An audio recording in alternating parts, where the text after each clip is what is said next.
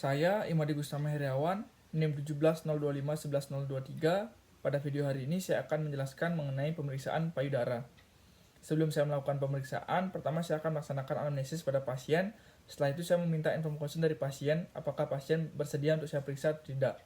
Setelah pasien bersedia, maka saya akan mempersilahkan pasien untuk menuju bed, kemudian saya akan melakukan prosedur cuci tangan dan menyiapkan ruangan. Baik, setelah saya menempatkan pasien pada bed, kemudian saya akan memastikan ruangan cukup untuk memberikan privasi pada pasien. Kemudian setelah itu, saya akan menggunakan APD dan juga melakukan prosedur pencuci tangan, dan saya akan meminta pasien untuk mengangkat bajunya. Pertama, saya akan melaksanakan inspeksi awal, yaitu dengan memeriksa kedua payudara. Kemudian saya akan meminta pasien untuk mengangkat lengan ke atas kepala. Setelah diangkat lengannya, maka saya akan dapat melihat dengan jelas pergerakan daripada payudara. Saya akan menilai kedua bentuk payudara, apakah normal, simetris atau tidak simetris. Kemudian saya akan melihat besar payudara antara kiri dan kanan, apakah sama atau tidak. Kemudian saya juga akan melihat apakah ada kelainan, yaitu pada kulit, apakah ada lekukan atau tarikan, apakah ada tonjolan, apakah pada putingnya mengalami perubahan warna, dan juga lain sebagainya. Kemudian saya juga akan melihat apakah pergerakan payudara bersamaan atau tidak. Kemudian saya akan mempersilahkan pasien untuk meletakkan tangannya di pinggul. Setelah itu saya akan melaksanakan pemeriksaan sama seperti tadi. Itu untuk pemeriksaan inspeksi awal. Selanjutnya saya akan melaksanakan pemeriksaan palpasi. Saya pertama akan mempersilahkan pasien untuk berbaring, kemudian saya akan berdiri di sebelah kanan pasien.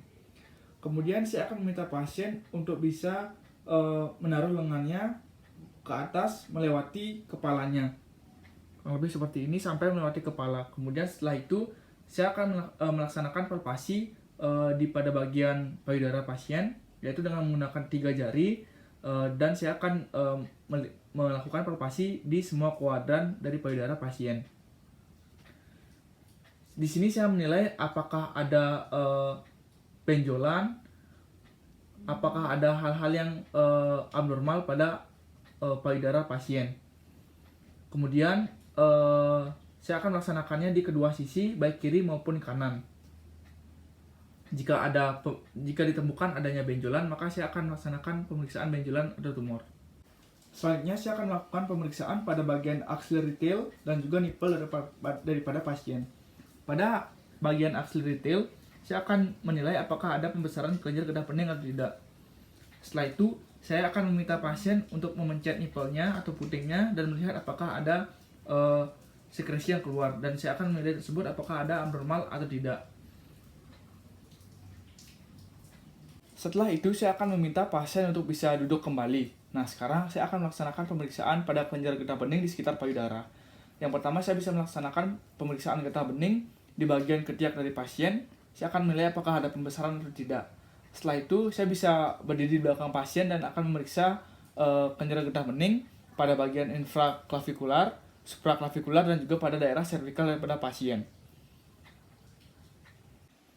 Pemeriksaan payudara telah selesai dilakukan. Setelah itu, saya akan meminta pasien untuk berdiri kembali. Kemudian saya meminta pasien untuk memakai bajunya, dan saya akan melaksanakan prosedur cuci tangan.